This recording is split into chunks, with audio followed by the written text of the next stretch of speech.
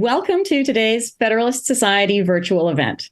This afternoon, Monday, November 6th, we will be considering why there is not a larger conservative plaintiffs' bar. I'm Alita Cass, Vice President for Strategic Initiatives at the Federalist Society and Director of the Freedom of Thought Project, an initiative addressing new challenges and questions involving freedoms of thought, conscience, and expression. Through the project, we've discussed how ideological coercion might be operating in some key sectors, including our law schools and law firms, as well as the tech sector and the business world more generally. And these discussions sometimes raise questions of why conservatives still tend to work predominantly on defense side litigation. Has that long-standing alignment affected incentives on private institutions? And is that alignment likely to change? As we will see from our panelists today, there is an interesting range of perspectives within the right on these questions. And we are delighted to have Andrew Ferguson directing the conversation. Andrew's bio is available on the FedSoc website, so I'll just note that he currently serves as the Solicitor General for the Commonwealth of Virginia and has been nominated to serve as a Republican Commissioner on the FTC. As always, please note that all expressions of opinion offered today are those of the experts on today's panel. We encourage our audience to submit questions for our panelists through the Q&A feature at the bottom of your screen. Thank you all for being with us today. Andrew, the floor is yours. Thank you, Alita. I'm really happy to be here. We have a super interesting lineup of panelists to talk about a super interesting topic.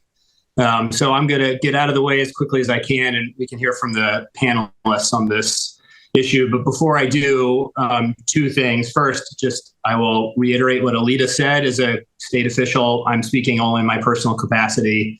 I don't represent anyone from the governor's office or from the attorney general's office. I'm just here to talk as me. And then I'm going to briefly introduce our panelists. I'll go in alphabetical order.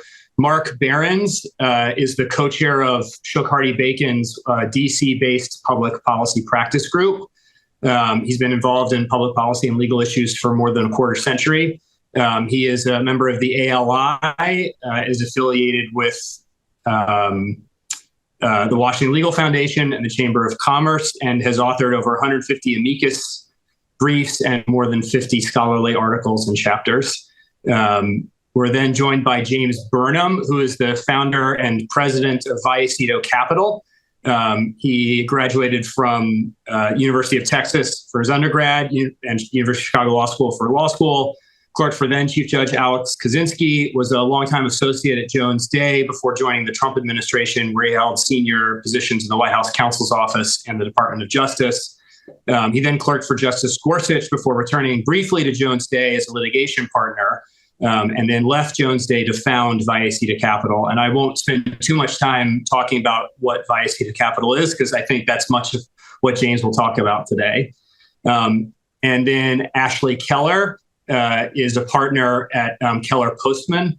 Went to the University of or Harvard for undergrad, University of Chicago for his MBA and his JD. Clerked for Judge Posner, then Judge Posner on the Seventh Circuit, and Justice Kennedy on the Supreme Court. Was a partner at Bartlett Beck before leaving Bartlett Beck to get into the litigation finance game, and now runs one of the most important up-and-coming plaintiff side firms in the country and in the world, because last time I was in London, I saw some of your ads for one of your cases on TV. So an international presence for Keller Postman. And finally, Brandon Smith, like me, works in state government. He is the chief of staff to Jonathan Skrmetti, the relatively recently minted attorney general of the state of Tennessee and reporter of decisions for the state of Tennessee. Before that, he was the deputy solicitor general in the Tennessee AG's office. He held positions in the Kentucky AG's office as well. And went to George Washington University Law School and previously worked in the Federalist Society. So we're really pleased to have all four of you. Thank you all for taking the time to do this today. So I think I'm of the view that the best way to kick this off, because all four of you are in really different positions, but many of you have substantial overlap. James, you were in biglaw. Ashley, you were in like big small law, you were at a boutique law firm, but you represented a lot of the same clients that sort of the white shoe bar in DC, New York, and LA represent. And Mark, you remain at a prominent big DC law firm in one of their most prominent leadership positions. And Brandon, you've worked largely in state government, but I'm sure that like me, you were at least tempted at one point by the call of big law. I fell for that temptation briefly. But now all four of you are in like pretty different positions. So I think it would be helpful to kick us off if each of you could explain how you got there, particularly in relation to sort of the big defense bar. So Mark, that'll be how you've remained in the big defense bar.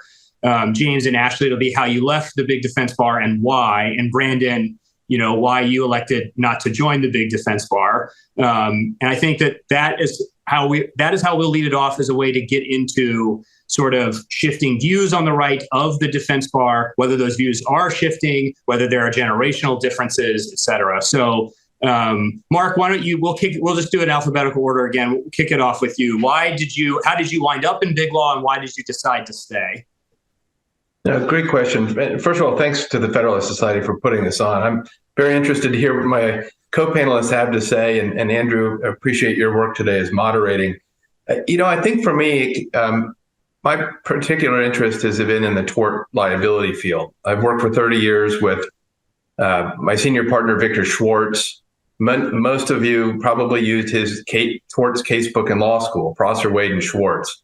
And what attracted me to tort law in particular, and then life at a big law firm, is trying to find what I call a sweet spot in society with regard to product safety, product utility. We all want products that are safe, that don't harm us, but we also need products that are affordable. We need to encourage pharmaceutical companies to go into research, for example. And I've always just been fascinated about the role of tort law and trying to find, again, what I call a sweet spot where we're trying to reach a level of safety that's reasonable for people and also achieve affordability and access to products that people need. And it's really that policy issue that has attracted me, and I've continued to work in this area now for 30 years, trying to continue to work on finding that reasonable place for products to be.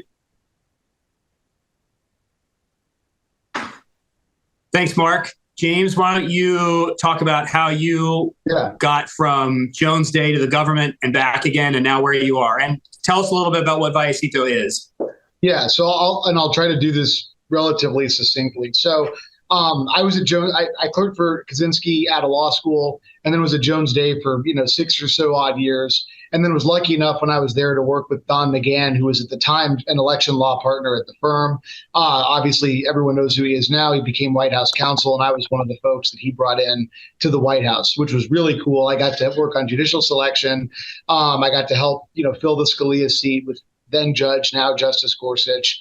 It was a really cool experience. I then spent a few years at the Justice Department in the civil division, basically defending all manner of lawsuits against the administration, and a little time at the end with Bill Barr, helping him with speeches and stuff, although COVID came and that kind of interfered with the speech giving. Clerked for Gorsuch at the back end of that, and then went back to Jones Day, where I was a partner for about 2 years, almost 2 years. So first, I just want to say that I love Jones Day. It's the greatest firm in the world. I fully expected that I would spend the rest of my career there, except maybe for other stints in the government, and really only left for this unique opportunity. And I'll talk about that because I think that'll help explain what Vallecito is. But my departure, I love the firm. So it has nothing to do with Jones Day. Look, as a lot of people have commented on, this is not some unique observation. Corporate America in the last, 5, 8, maybe 10 years has taken a really sharp left turn on both on cultural issues and on wanting to be involved in all kinds of deeply political, social issues. And they've done it in all kinds of ways, from making corporate statements about all kinds of things, whatever issue of the day you want to talk about, to actually, devoting corporate resources to political ends. So, I mean, obviously Twitter, Google, Facebook, these are very famous examples of, removing Trump from all the social media, censoring conservative voices during COVID. It was just out of control. YouTube was pulling down videos from professors. So there's a million examples, and I won't get into all of them. But for whatever reason, and I think there's a multitude of reasons that we can talk about if you want, or if folks want, the corporate America is not a friend in many ways to the conservative movement. And that's not to say it doesn't create tremendous value and do lots of productive things, but there are a lot of things it's doing that are clearly, I think, bad and inimical to our greater interests in a good society. And so the idea with Viacito Capital was like, okay, so, if companies are doing bad and unlawful things that everyone on this call and most of the folks listening to this call would condemn, should we start figuring out if there's ways to actually litigate those issues?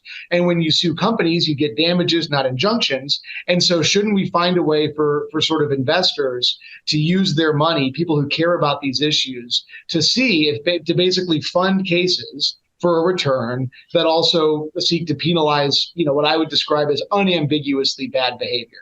My guess is Ashley has a much broader definition of unambiguously bad behavior than I do, which I will let him talk about.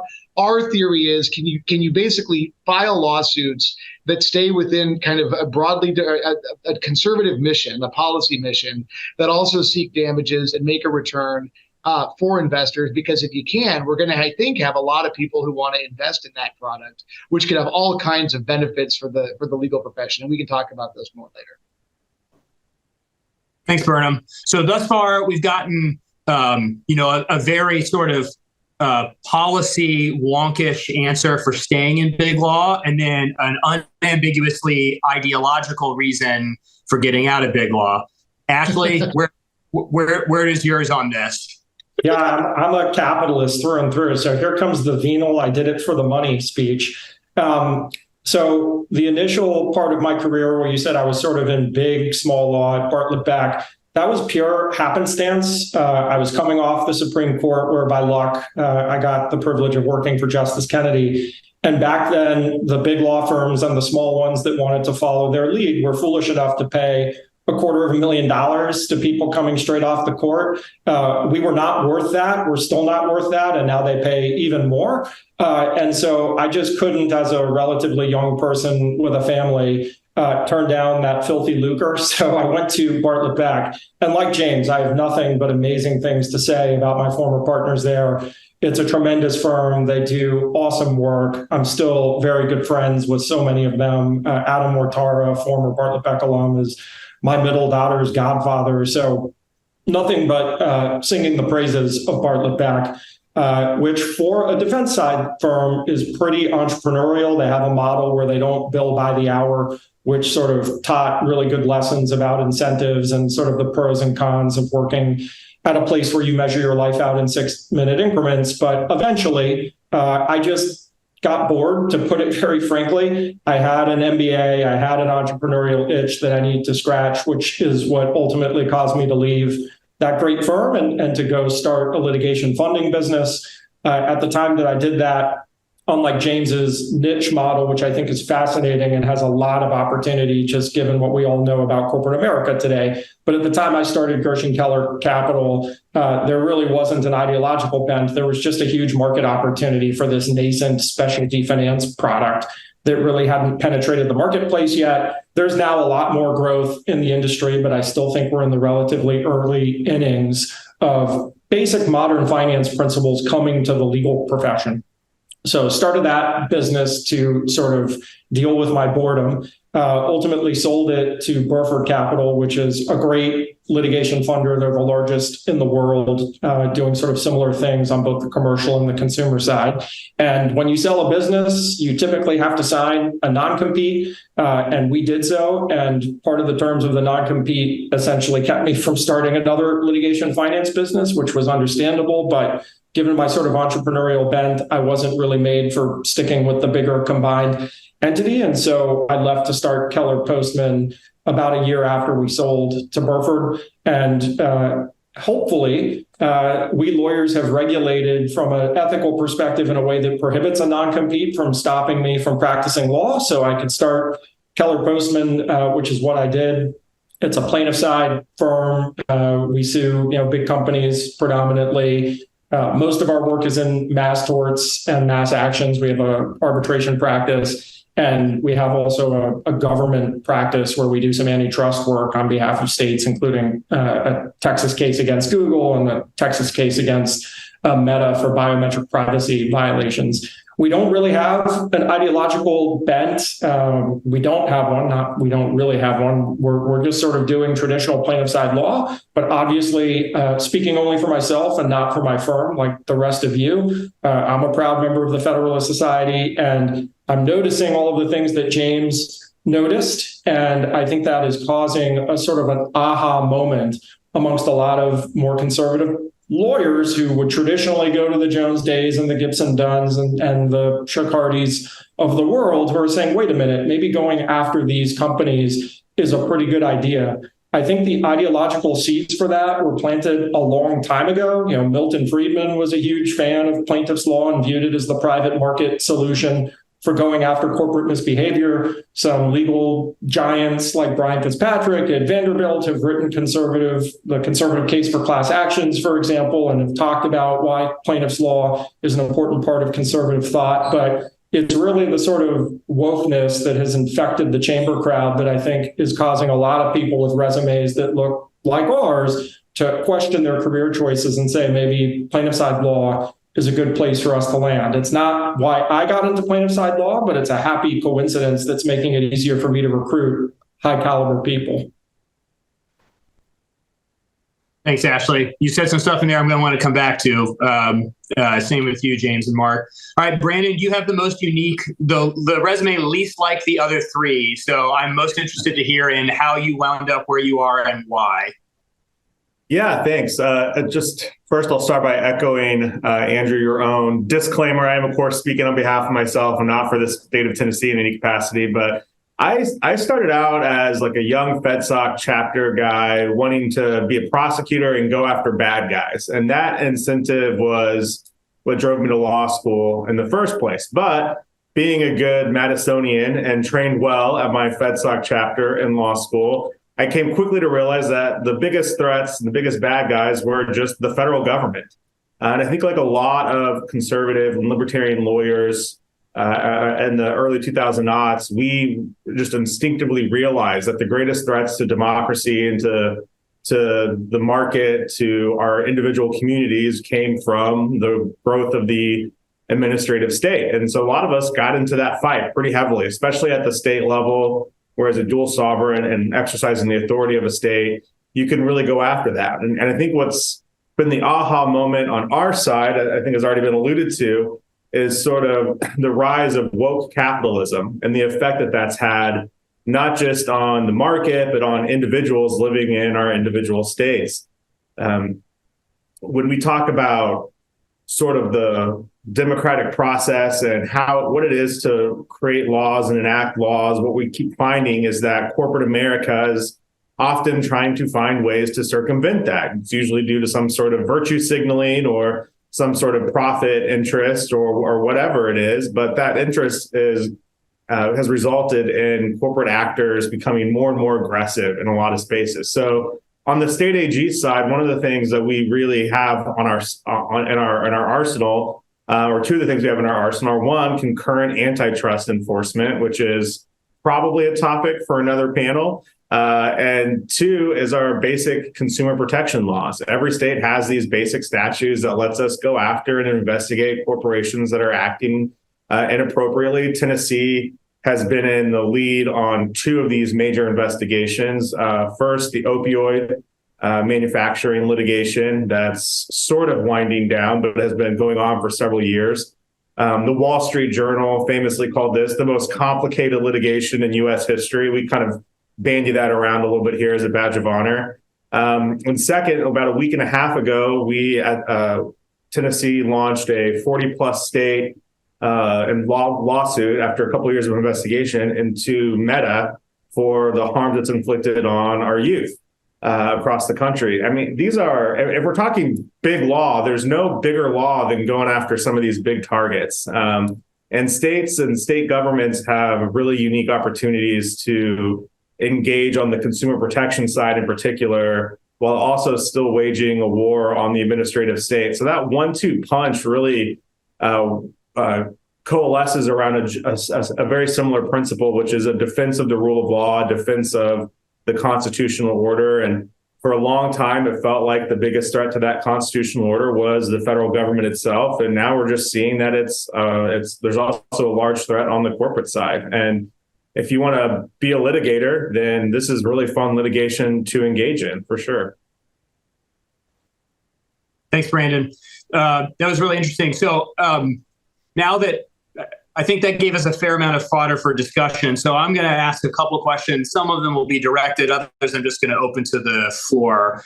But Mark, I'd like to start with you. So we heard, substantially from Brandon and from James, and to a somewhat lesser extent from Ashley, but it's still factored into his account, that one of the chief drivers for sort of in state government, a shift toward Republican states exercising enforcement powers we're unaccustomed to seeing them use in the previous decades to go after large business concerns. And then, people kind of with James's impulse to kind of use an objection to woke capital as a reason to shift one's entire career trajectory.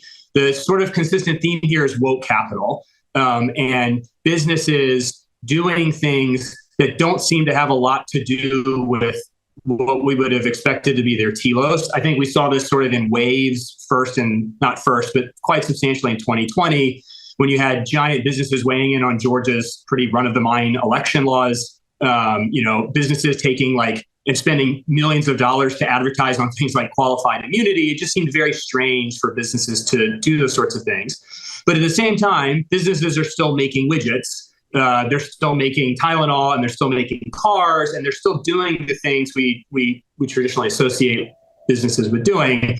So I guess my question is, from the defense bar side, when you've got a client who's simultaneously, calling for boycotts of the state because of its election laws, but also making its widgets, if they're your client, how do you parse that out? And James, I want you to answer this too. But money's fungible, so money spent advertising against Georgia's election laws is money not being spent on dividends or reinvestment into the business or other price efficiency widget investment.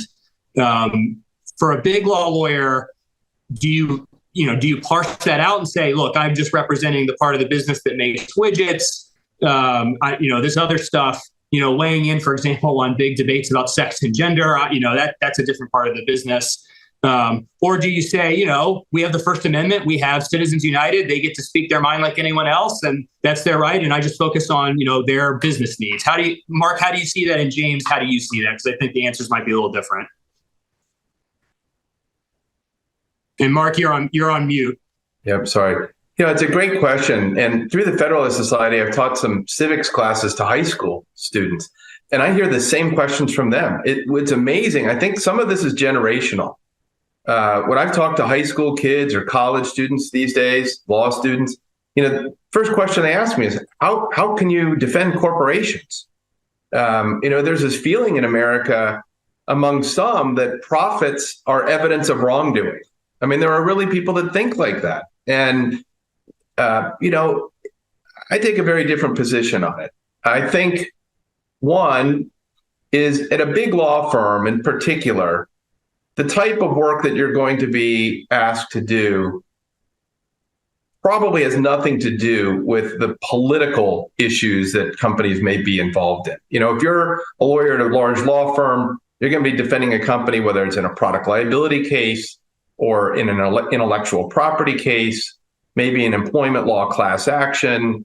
You're not going to be asked to, it would be unlikely you'd be ever asked to weigh in on what the company policy on some social issue should be. It's just not the kind of thing that big law firms are asked to do. We're involved to defend them when they get sued. And so, some of it is compartmentalized that way. the work you're doing just you don't come across these issues in the work. The other is that I think some of the attacks that I've seen against corporate America today do have to be balanced with the good that companies do. Let's just take COVID, for example. Whether people should get vaccinated became very politically charged. But the fact is that if you're a pharmaceutical company, and this is how they look at it. They say there are people dying. There is science available to solve this problem. It's our job to help solve the problem. And they are, making money doing it. So they're solving a social problem and making money at the same time. Now, people could weigh in whether you should get vaccinated or how you feel about vaccines. But the fact is that the companies, when they get involved in these issues, are doing it to try to make everybody's life better. And for the most part, that's what they're in business to do. They're not in business to take on social issues. They're investing in products to make safer and better cars, life-prolonging drugs, and things like that. And so that's how I look at it. When I look at the company people that I've worked for across the board in any different industry, I would say they all have had great integrity. They're all very committed to their jobs, and they're all very, frankly, committed to doing what they think is the right thing, both for their companies and for society.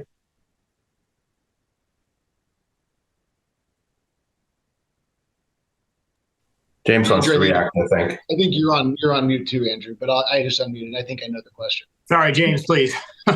Yeah. So look, on the sort of woke capital things, I think there's just like a couple of buckets here. So, the first is that there are woke things they're doing that might themselves be actionable for damages, potentially substantial damages. So things that companies, it's not just, making statements about the Georgia election law or whatever, but policies they're adopting that themselves could give rise to legal liability. I think the most obvious example for anyone who's interacted with corporate America in the last decade in a professional setting is racial discrimination, because it is rampant, it's open, it's promoted. It is really egregious, the degree to which it happens at sort of many, I don't want to say all because I haven't studied all of them, but at many large public companies.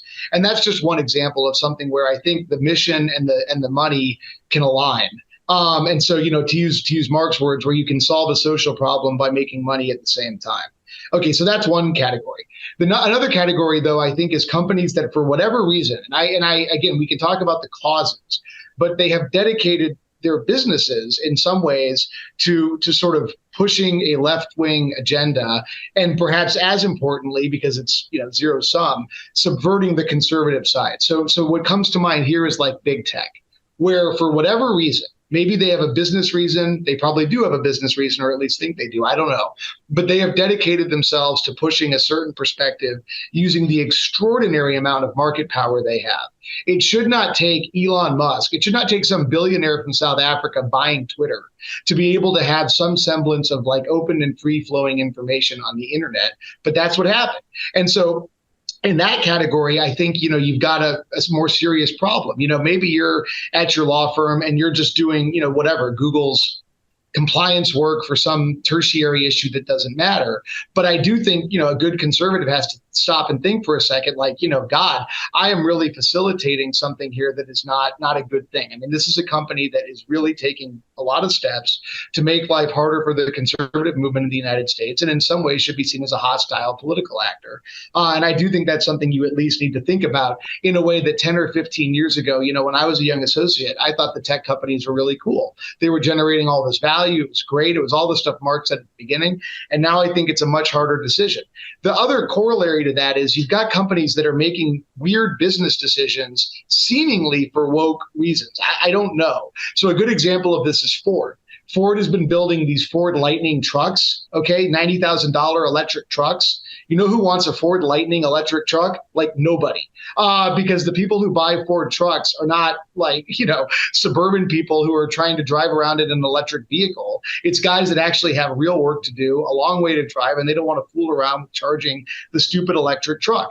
Ford has lost billions of dollars building these ridiculous trucks that nobody wants. And I don't understand what they were thinking. Now, one of the things they are trying to do is lobby for, they support the Biden administration's increased fuel economy standards, because that will squeeze out everybody who's still making combustible vehicles that people want. So I don't know what to make of that, right? That you've got a woke company doing something bad for business and then trying to get the government to come in and bully its competitors to help protect its bad decision or whatever, minimize the downside. Last thing I'll say, the other problem with this, the sort of woke thing, is there's really serious second order effects.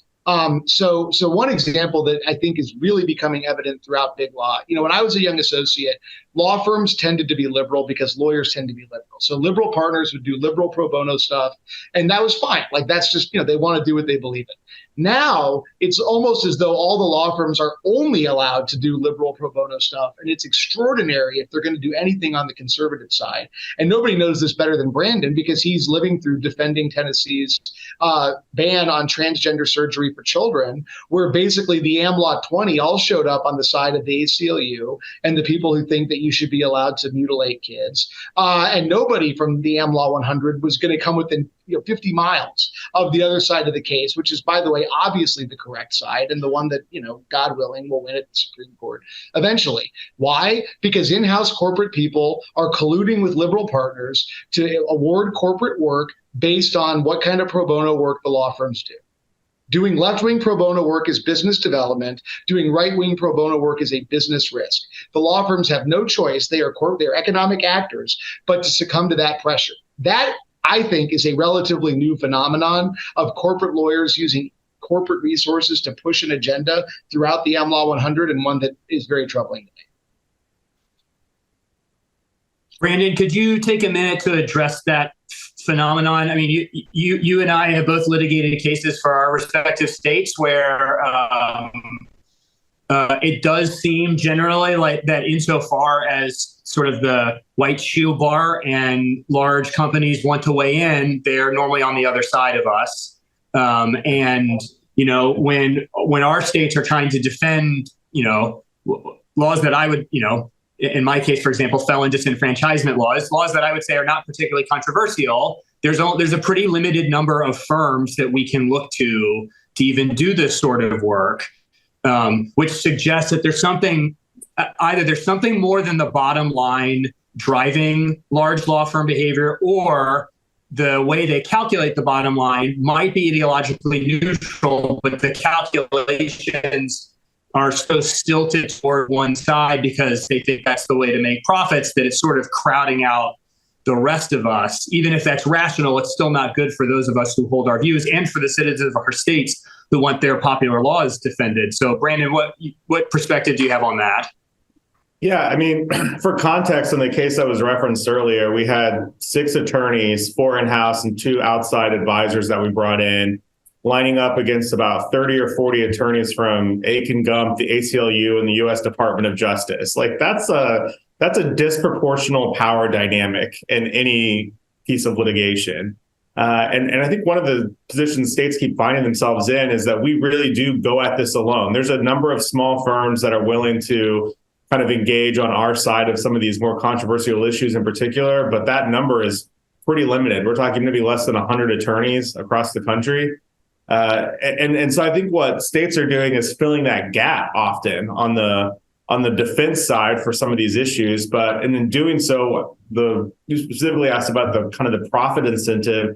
I think there's just a cultural issue within corporate America, both in big law and in in-house counsel shops, where everyone has just kind of let their DEI directors run the show.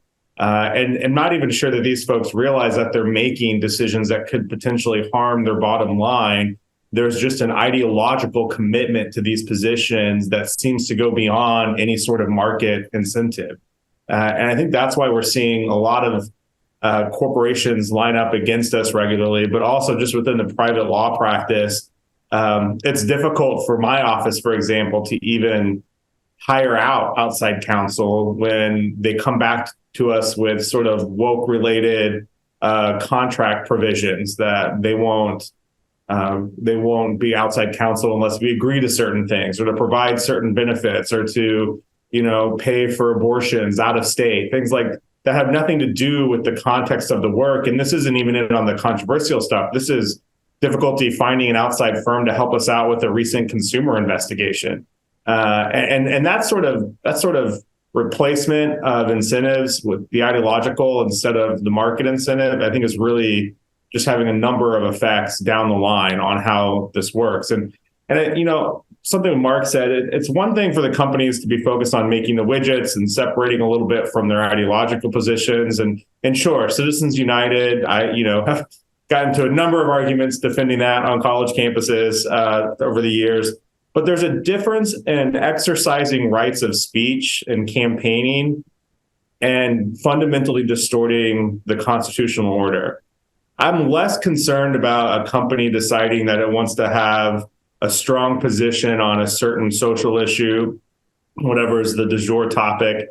And I'm more concerned about corporations acting and operating together to exercise market power to enact policies that aren't popularly enacted by the people's representatives, to enforce policies or restrict the rights of individuals who would otherwise be able to enter the marketplace, or to otherwise use their market capital and their market powers to undermine the normal democratic process.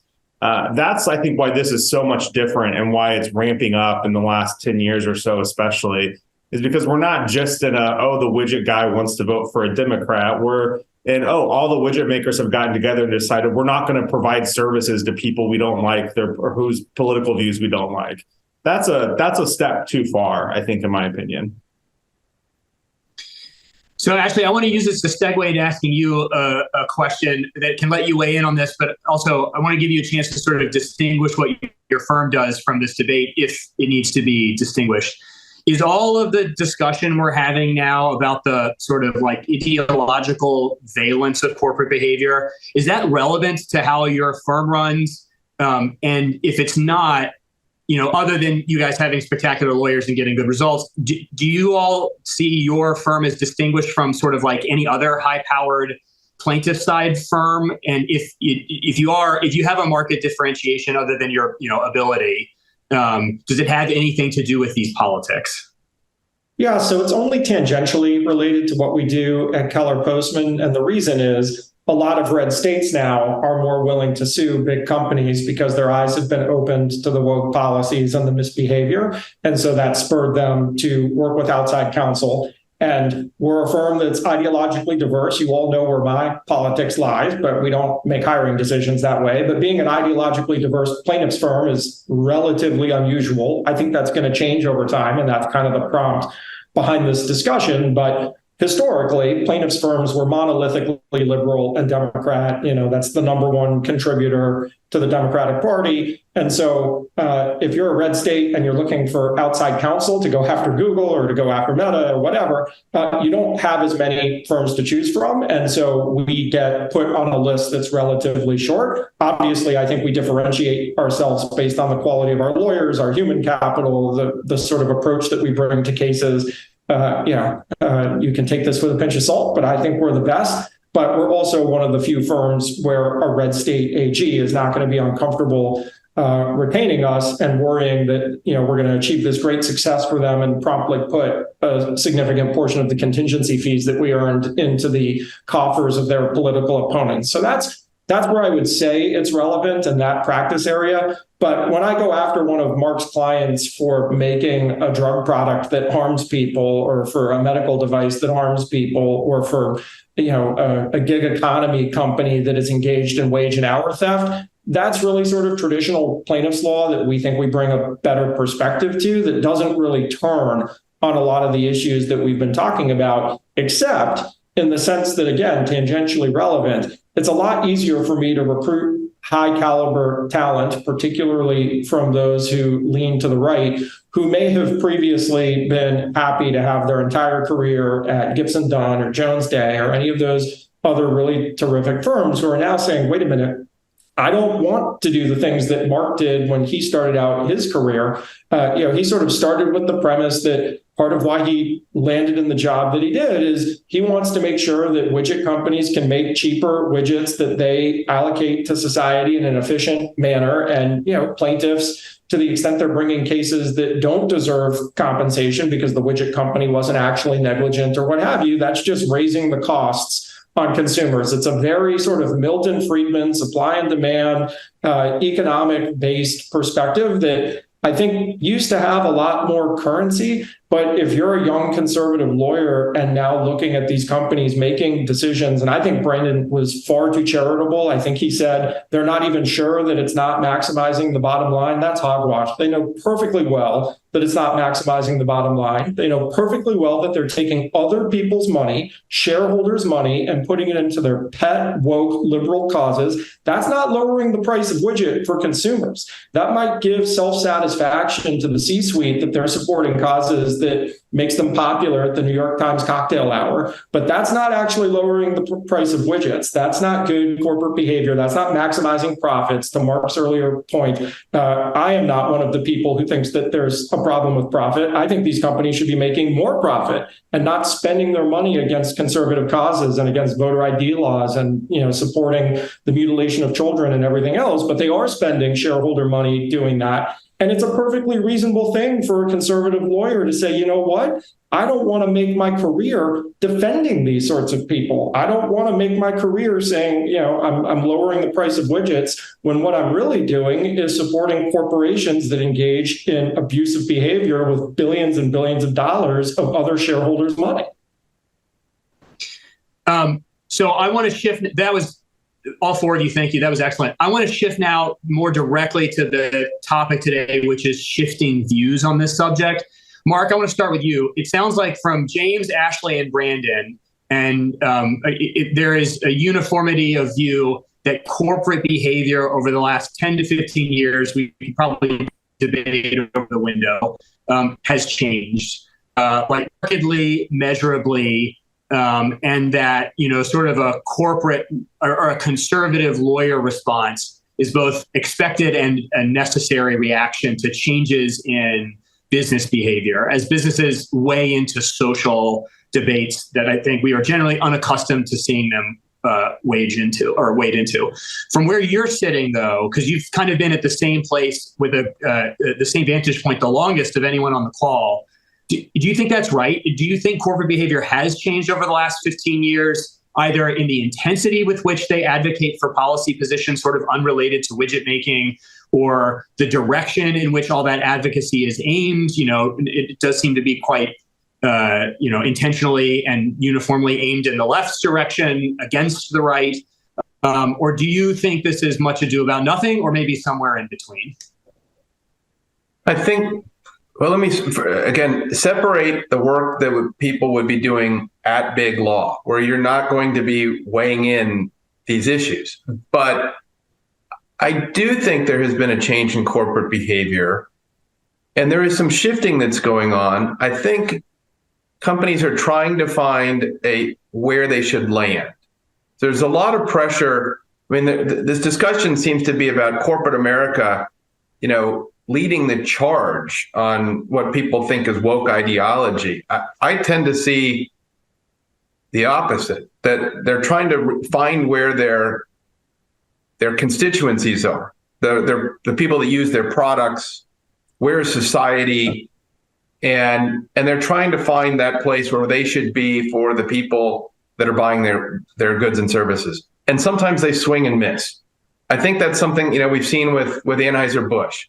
They thought that the market was moving in a certain way. They made a bet and it didn't work out. So now they've pulled back. I think other companies see that now and are going to say, well, that's an example. Maybe I should just go back to selling widgets and not get involved in these types of issues. There are other times where companies are going to feel compelled to weigh in. And I think that's, again, that is a debate that's happening in corporate America. When do we weigh in on issues? How do we weigh in on issues? And also, frankly, whether it's in the corporate interest to weigh in on a certain issue. Can they have an impact in a particular area? I think this is, a place where The companies are trying to find a place to land. It's kind of a newer environment for them, I think. And some, quite frankly, I think are struggling to find the place where they should be. And I think that because of that, it's happening because it's happening in society around them. And, they're trying to react to changes. The companies are trying to react to changes that are occurring around them very quickly in society. And right now, it's hard to tell, where you should come down on some issues. They try to do what they think is right. But more and more, I think, are going to focus going back to making products and focus less on politics. For James here, Brandon, there's this debate, and I think Mark highlighted it very well, which is, are these businesses rationally responding to market forces, like people's market preferences? People want companies that weigh in on these things. They want to feel like when they're buying from companies, they're making ethical choices, and they measure that by how willing the companies are to voice a position on stuff totally unrelated to the widgets that they manufacture. Or the other perspective is, this is largely elite C-suite driven behavior that doesn't reflect any of their customer preferences. In fact, doesn't reflect it. It's unrelated to it entirely. It's like a series of sort of internal elite virtue signaling. They want to be able to go to the cocktail hours with the other C-suite folks and be like, oh yeah, we put our ad for this social cause or that social cause. Glad you guys did too. We can all feel good about it. Ashley, James, Brandon, do you think this is driven by the market and people, businesses reacting to customer expectations, or, is this sort of top driven? Is this like astroturfing? This is, imposed by the top on the rest of the business? It's that. I'll tell you my strong view as to why it's that. Number one, show me a rigorous economic analysis done by anybody respectable demonstrating that these sorts of policies are good for the bottom line. You will not find it. And you would think before companies have allocated tens and tens and tens of billions of shareholder dollars to these sorts of initiatives, if they really thought it was going to improve the bottom line, or they just wanted to protect themselves under the business judgment rule, they would have some analysis demonstrating that this is really going to improve profitability, and they haven't done it. The second piece of evidence that I think that this is not really driven by maximizing the bottom line is you have all of these people virtue signaling all of the things that they're doing. If you really had a secret mousetrap that was going to make you more money and differentiate you amongst your peers, you would not be sharing with the entire world your ESG policies and saying, hey, look, these are the checklists that you can follow to make more money. You would be secretly making more money following those checklists and not telling anybody about it. But these people broadcast it to the world because they're virtue signaling. They want a certain group of other elite sorts that populate C-suites and went to fancy schools where a lot of us went, but not a lot of customers tend to go to see that they're doing the right thing, which is always supporting the liberal cause and not supporting the conservative cause. So I have very little doubt that this is not really driven by profitability, and that it's instead sort of the woke ideological agenda that companies have decided that they have the ability to spend money on. And there are a couple of questions in the comments that sort of ask about whether there are shareholder suits that could be brought here. And there is a possibility that you could do that under Delaware law, but my big concern is that Milton Friedman has lost and Marty Lipton has won. Wachtell has sort of pioneered the stakeholder capitalism as opposed to shareholder capitalism, which is supposed to give CEOs and boards of directors lots of discretion to spend money, not just to maximize the bottom line, but to help the community, to help the employees, to help all of the different constituents that might be touched by a company. And that's just a big multi-factor balancing test recipe to empower these people to never have their decisions second guessed. If we focused on just profitability, you can allocate capital to try and maximize profits. That doesn't mean you're not allowed to swing and miss, as Mark was saying. Sometimes you try and maximize profits and you make a mistake. And we don't want to penalize corporate leaders for engaging in risk-taking behavior that doesn't pan out. But that's not what's happening here. These are people who I think are not even hiding it anymore. They're saying that they're making these decisions because it's the right thing to do, even if it doesn't maximize profits. And the final point that I would make about this that Mark didn't touch on because he's a good, zealous advocate for his clients, but James did bring this up before. There's zero justification for breaking the law. Zero. And so to the extent these companies are allocating tens of billions of dollars, for example, to race-based loan programs where you get a lower cost of capital if you come from a certain racial group, that's just a flagrant violation of our civil rights laws. I don't care if their customers think that it's good. And by the way, I don't think that their customers think it's good. I don't think it's maximizing profits. But even if they could prove to me that that was maximizing profits, and I'm a capitalist, you've got to put your profits to the back and let the law trump profitability. Engaging in flagrant race-based discrimination, for instance, is never acceptable, and corporate officers and directors should be held accountable for it.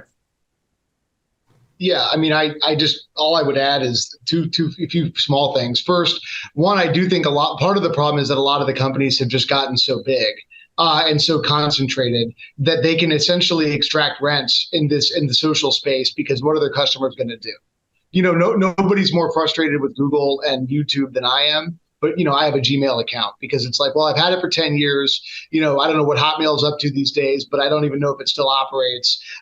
You know, or like people are still going to use Google search because of the defaults, and it's very hard to get to the other ones. And anyway, the point is you have a consolidation problem that exacerbates all of it because they can act with impunity. I would love to think that the Bud Light experience is some sort of model for the future, but that was just a unique example of an incredibly stupid decision in a perfectly competitive market with a product that, let's be honest, basically sucks anyway. And so it was really all about branding anyway. So that's just one. So in other words, they behave like governments, right? The big companies behave the way the government behaves. The people who run it, the bureaucrats, the managers, do whatever they want, and there's no accountability because the profit machine that is Google search continues to run, and it doesn't matter. The one other thing I wanted to say, though, and this is an example, I think, of how smart the left is, and something that I feel like we are way behind the eight ball, because I think we're just starting to understand it, is the way they've used the public capital markets to take control of these companies and force them and push them. And Brandon's, I think, will have a lot to say on this, if I have to guess too, to do more left-wing stuff. Something like, I don't have the number at my fingertips, 75% of the shares traded in the public capital markets of public companies are controlled by institutional investors. Okay, so BlackRock, Vanguard, guys like that. Those companies that are managing my money, your money, everybody's money, pension fund money, are all together pushing companies to do all sorts of things on social issues. So whether that's pushing the energy companies to drill less and invest all their money in carbon capture, or pushing Ford to burn money, throw money down the well of electronic trucks that nobody wants. All kinds of things like that they can push. So then the executives are caught in a tricky place where they do have a business justification to do bad stuff because the company, that the shareholders, quote unquote, are telling them that they have to do it. That is a huge problem, and one that I think is really an existential one for our movement over the next 5 years, is how to force the asset manager either to get rid of the asset managers, or more likely find a way to discipline them so that all they're doing is neutrally seeking returns, not using the trillions of other people's dollars that they manage to sort of push an agenda that is not in the interest of their shareholders and certainly is not aligned with what their shareholders want. James is right. I definitely have a lot to say about ESG in the asset manager space, but I think the first thing I want to say about it is the fact that we're seeing this sort of coordination with groups like Climate Action 100 or the Net Zero Asset Managers Alliance is prima facie evidence that this is not a market-based incentive. If you think your firm can make money embracing an ESG approach to investing, you don't then go around and use every tool you have of persuasion to make sure all your competitors do the same thing so that you don't lose money in comparison to them.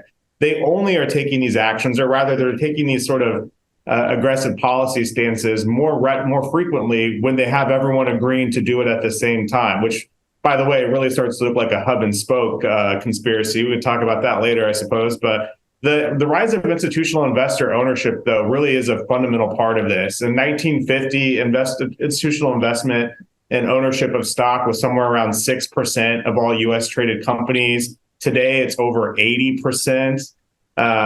It's something like 78 to 80% of companies that make up the Russell 3000, the S&P 500, the S&P 1500, the 400 mid cap. I mean, it's hard to overstate the level of influence that the asset managers, and I think by extension, the proxy advisors as well, who help vote these shares, are having on our overall market. So it's not even just, okay, Target wants to do something silly with their kids' wear anymore. It's the major shareholders of every airline company, oil producing company, grocery store chain in the country are now being told their CEOs and boards of directors are going to be fired by the institutional shareholders if they don't embrace these woke policies to begin with. So, I mean, maybe Kroger doesn't want to be a lefty grocery chain, but when 80%, or not 80%, but when 60% of its shares are voted by the big three dominant major asset managers, well, I mean, what choice do they have at that point? I think the ESG side and the financial markets are going to be really interesting.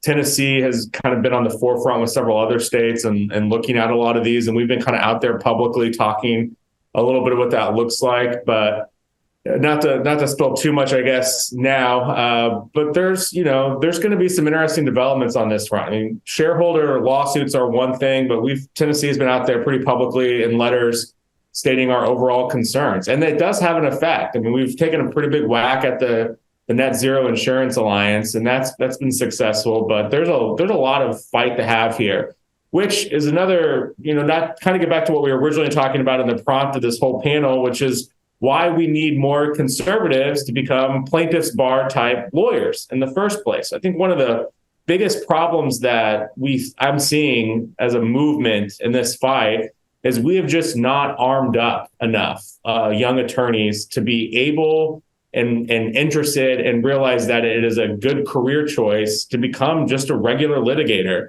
I think the Federalist Society has largely created a fantastic network of excellent constitutional appellate lawyers. But I'm someone who's in the fight on this and trading emails with corporate counsel every day. What we really need is somehow to develop a pipeline just as successful for just folks who want to be knife fighting litigators in a courtroom, who can walk in and argue a summary judgment motion or respond to a discovery request or depose a witness. Like, that skill set, I think, is lacking in the legal profession writ large, but it's especially lacking on our side. And we need to increase our arms production, so to speak.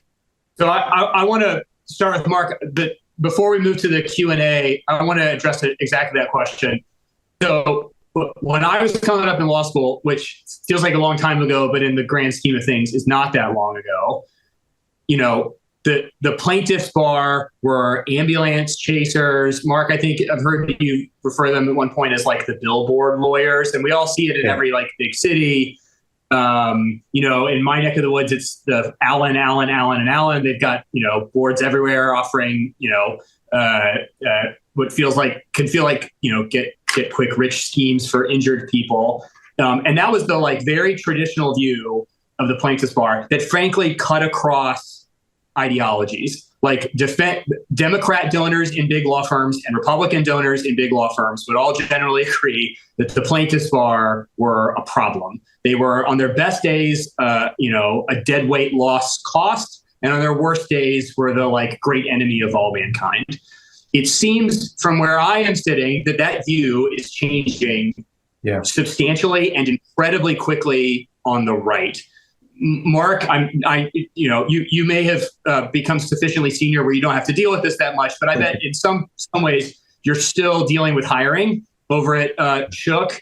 And Ashley, you're dealing with hiring at Keller Postman. So Mark, I'll start with you, and then James, you can weigh in on this too, since you just left a big law firm to do something else that's more plaintiffs bar related. Are views changing on plaintiffs' work, number one, and number two, is this being reflected in the ideological composition of young lawyers willing to do this kind of work? Mark, let's start with you. Yes.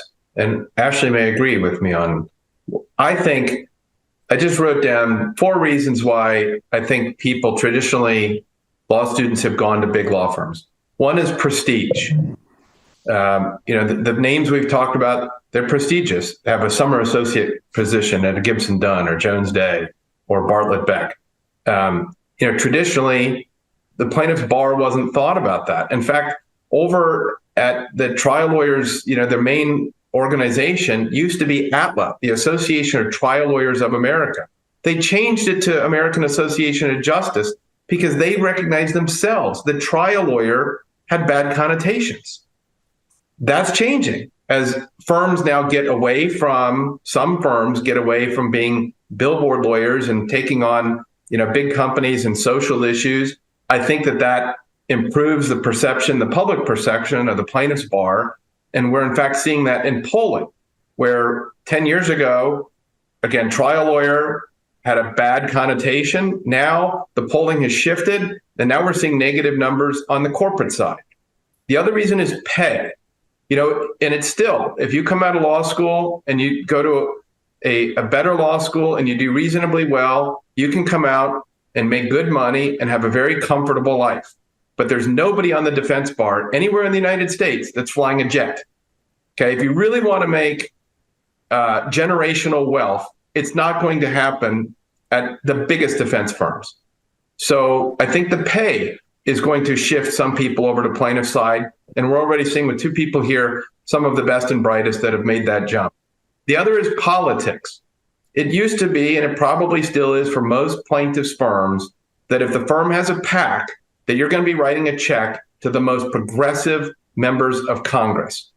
And people on our side, on the conservative side, would not have a philosophical alignment with the people they'd be probably asked to support.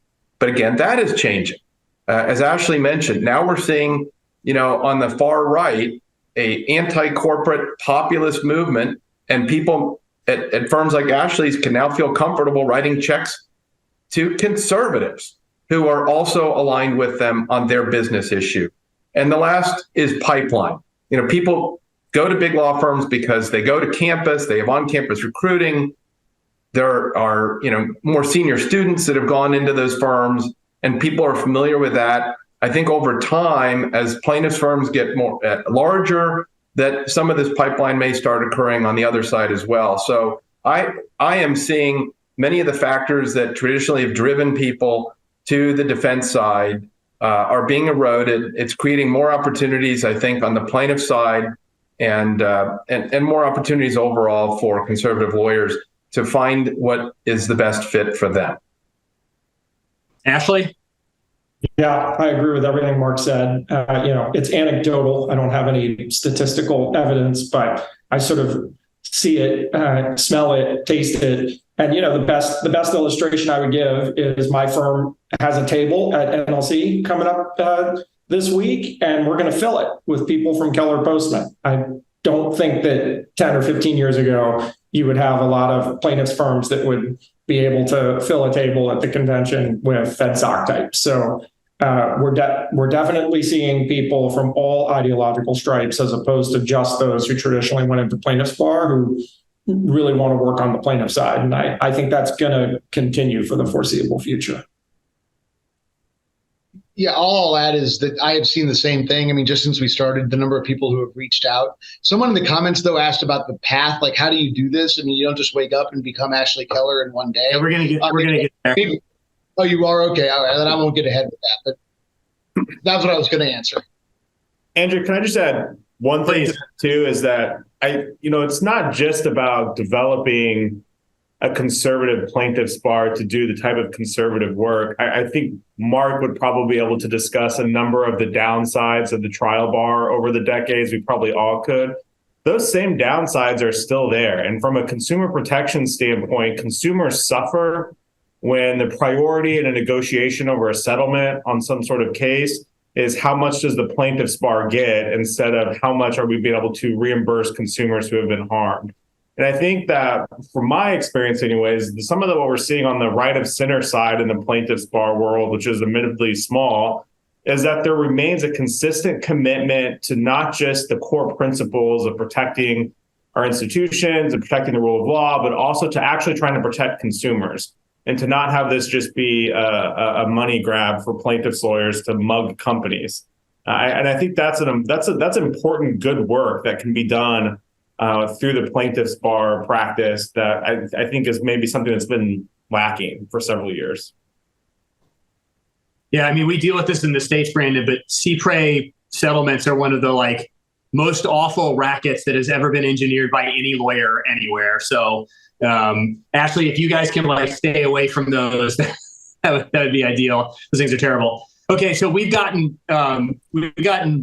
literally dozens of questions, and I think the first one. So the last one I want to ask, and I'm going to want to get all your perspective. So we're going to ask that one in 5 minutes. But for the first 5 minutes, what do you all think can be done to boost the number of conservatives willing to do plaintiff side work, and not just the plaintiff side work that's ideological, like the stuff, for example, Consuelo McCarthy does so very well, but the stuff that Ashley does, the traditional plaintiffs work, holding sort of large business concerns accountable for bad behavior under existing law. And, I think, without saying too much, one of the areas that I think the views on the right are changing most on this front is antitrust. And, that is, potentially extremely lucrative for plaintiffs firms that can do it right. But what can be done to boost the numbers of conservatives who are doing plaintiff side work? They're getting the skills that Brandon described, and, they can help either build their own firms like you have, Ashley, or, help sort of take over other firms to give an option for young associates who don't want to do big law, and for states who need representation against large companies that only these sort of high-power plaintiffs firms can provide. And I'll open it up to anyone who wants to weigh in. Mark, we'll start with you. Well, I'm probably not the best person to talk about this because of where I'm coming from on here. But it seems to me that with the focus of the discussion so far, when people have talked about doing more plaintiff side work, it seems to be doing more plaintiff side work that, very big stakes litigation, not doing more med mal work, more slip and fall work, more car accident cases, things like that. But the type of mega case that really is trying to influence or change corporate behavior. And, I think some of that is happening because you've got really sophisticated lawyers that are making the jump over to the plaintiff side. And also, frankly, the third-party litigation funding space, I think, is having a dramatic change on how civil litigation is occurring in the United States. It's very expensive when you're doing complex litigation against large companies. And I think the role of third-party litigation funding is having a substantial impact on that. And Ashley would be able to comment on that better than I can, but I think that is also having a role in probably opening up access for people to bring these types of cases on the plaintiff side. Yeah, I'll be brief, and I'll brandish my free market bona fides to show you that even though I'm a plaintiff's lawyer, I'm still a capitalist. I'm not sure we need to do anything. We can let the invisible hand work. I think the plaintiff side is actually the side now that is really sort of adhering to meritocracy type principles. And so, you can send me your resume and I'd love to review it if you're a conservative watching this looking to make a switch. But some of the things that Mark ticked off before, prestige, the quality of the work that you get to do, it wasn't something that you necessarily associated with the plaintiff side, but as firms continue to open, hopefully like ours and others that are similarly situated. And as Mark just mentioned, they're well capitalized, so they can go toe to toe with the big firms and sort of match them from a human capital firepower perspective. There's just going to be more job openings that let you sort of get the things that you were traditionally looking for at a big law firm at a plaintiff shop. And so I think if we don't do anything, there's just going to be a natural shift of human capital talent going to the plaintiff side. So all I would add is, this is one of the reasons that I exist, and one of the reasons we started Viacito Capital was to see if there's a way to exacerbate this change. I agree with Ashley that, people are going to do this on their own because the money is so good. But I do think that, there are probably, I suspect, in fact, I know a lot of frustrated conservative lawyers at big firms who are tired of their sort of apolitical corporate work subsidizing left-wing causes, who are really good, but are struggling with how they move over from the firm to the plaintiff side, without making no money for 5 years while they wait for their first case to pay off. That's a theory we have. One of the things I would like to do is help foster that, to create more firms, and Ashley's already talked about his firm, but more firms like Cooper and Kirk, right? Which everyone knows Chuck Cooper and his firm. They have long done really great ideological, important work for free or for very cheap.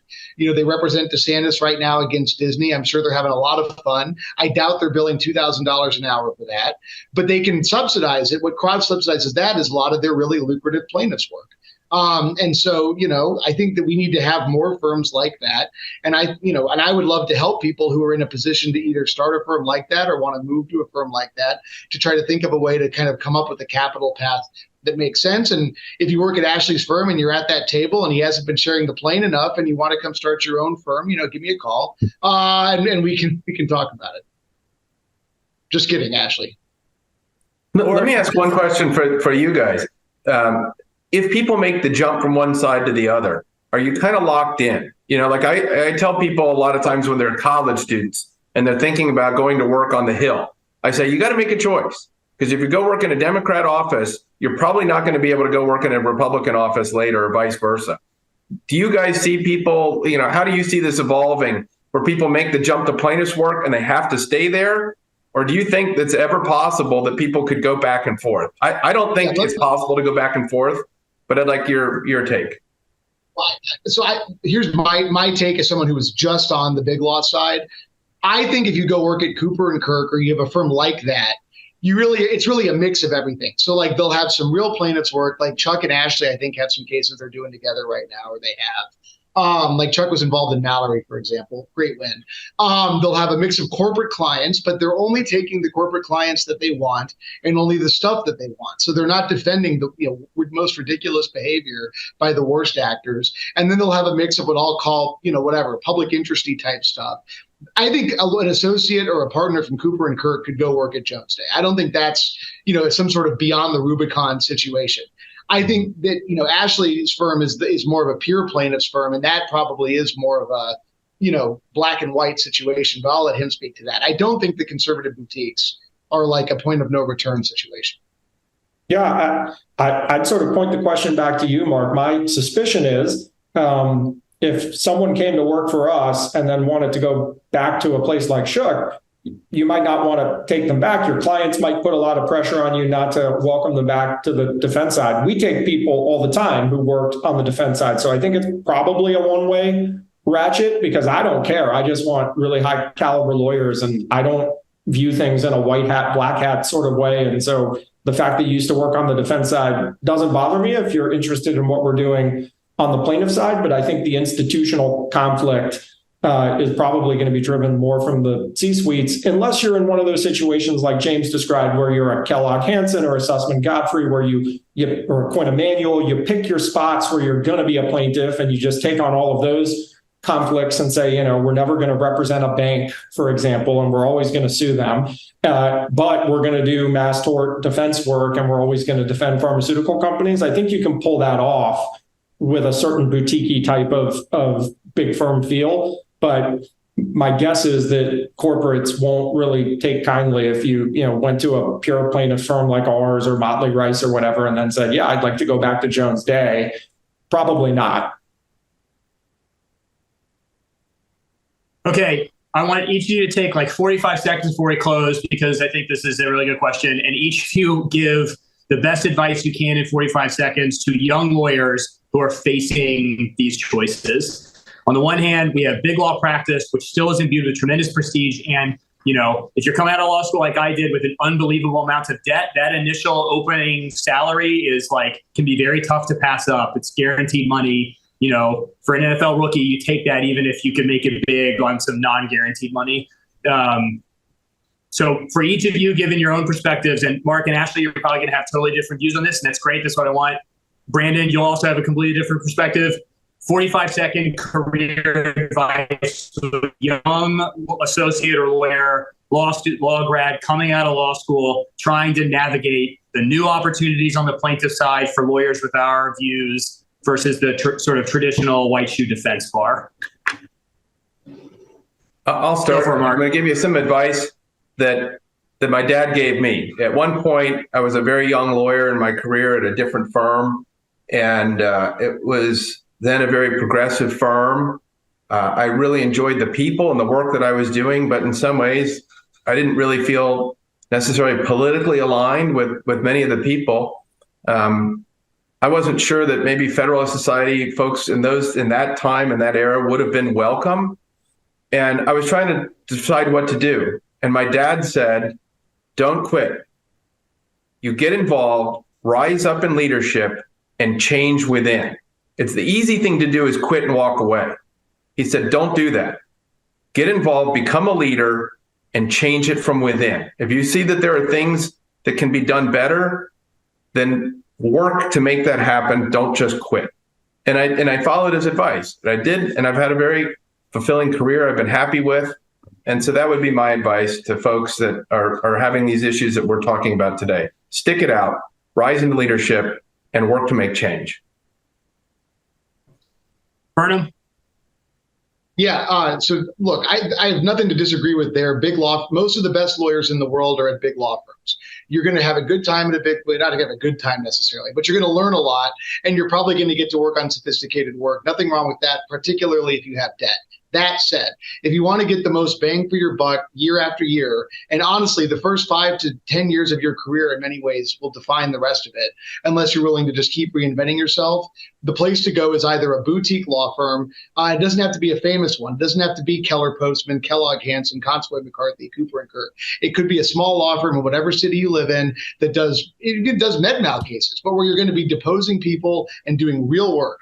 The other thing you can do is go work for Brandon or one of the other state AG offices. The state AG's offices are doing the most interesting, cutting edge, useful civil litigation that would be the easiest to translate to becoming a plaintiff's lawyer of anybody I know. The federal enforcers are too, but they don't have the same volume the states have. The people coming, I now look for lawyers all day, right? I'm trying to find people who want to work on the cases that I'm interested in and that we want to help finance. Half of them, a huge number of the really good ones, come out of state AG offices. It's a great opportunity, and not just the SG's office, the consumer protection divisions and others. And I'll let Brandon elaborate on that, obviously. Ashley? Yeah, so advice that maybe doesn't go contrary to Mark's, but could be in tension, which is maybe quit. And the real underlying advice that I would give is take some risk. You are all really capable attorneys. You have a lot of human capital. You are poised for more success than you believe. And I know the feeling of having those financial responsibilities and the debt and all of that. But at the end of the day, it's easy for me to say from my perch today, but I promise you it is true. You are going to do just fine no matter what. You're going to have financial security if that's what you desire. You're going to have a more fulfilling career as long as you go down the different paths to explore what you're most interested in. And I actually think you are much more capable of doing that as a relatively young lawyer than you are if you stay within the system, you rise up through the ranks, you become a partner, you're getting that partner draw, you have 3 kids and the house and the mortgage and all of those things tying you down. And then it's much harder to responsibly take a risk and maybe do something that doesn't come with the same financial security. So if you're coming straight out of law school or you're a baby lawyer, you've been practicing for a year or two and you love it, stay within the system and do it for as long as you possibly can, and you'll do great. But if you don't love it, if you know that you would rather be doing something else, take the risk, explore, and do the something else. Doesn't have to be at a plaintiff's firm, obviously, whatever the something else is. And if it doesn't work, if you took that swing and you missed, you can find a stable job that will pay the bills and will give you some life satisfaction. I promise you that. You're all very capable people if you're watching the Zoom. And so I encourage you to take risk. Lawyers tend to be risk averse, and that's why they went to law school. But you should fight that instinct because over the long term, I think your human capital is going to serve you really well. And so the most important thing is that you land in a seat that lets you fulfill your potential and have a good work-life balance, whatever that means for you. Brandon, take us home as quickly as you can. Yeah, Ashley stole my first point, which was take a risk. Nothing worth doing is ever easy. Every great leap forward in this country's history has been by people willing to take risks. So just embrace that uncertainty, say a prayer, and work hard. For those of you still in law school or young in your career, learn how to actually litigate. Go depose a witness. Don't be afraid to walk into a courtroom. If you get that skill set, it doesn't really matter what context your professional career heads, you'll find success if you just have those basic skills of knowing how to whoop up on an opposing counsel in a deposition. And then finally, I would say go work at a state AG's office. Like, our folks have an easy time going either direction, defense or plaintiff side, when they leave here. You're going to do some of the most sophisticated, interesting work right out the bat. I have a first-year attorney right now who's on the Google antitrust trial team. Not many first-year associates are getting that kind of work. It's just a great place to land. It's a great place to develop a broad set of skills and do really important things. So when in doubt, or if you're looking for a change, just shoot me an email. We're definitely hiring here in Tennessee. I'm sure Virginia is too, right, Andrew? All right. Absolutely right. Well, thank you. Thank you all very much for this conversation. I do want to flag for those who will be in town for NLC later this week. The Freedom of Thought Project has a Saturday morning breakfast, which will take a little bit of a more concrete look at the practical side of impact litigation. If you are interested, I'd encourage you to email us info@fedsoc.org, and in the subject heading have impact litigation. And I'll make sure that you are connected to get an invitation for that morning breakfast. On behalf of the Federalist Society, I do really want to thank our panelists and our moderator for their time and really thoughtful discussion today. And I want to thank our audience for joining and participating and submitting some fantastic questions. We welcome listener feedback by email at info@fedsoc.org. Thank you all for joining us today. We are adjourned.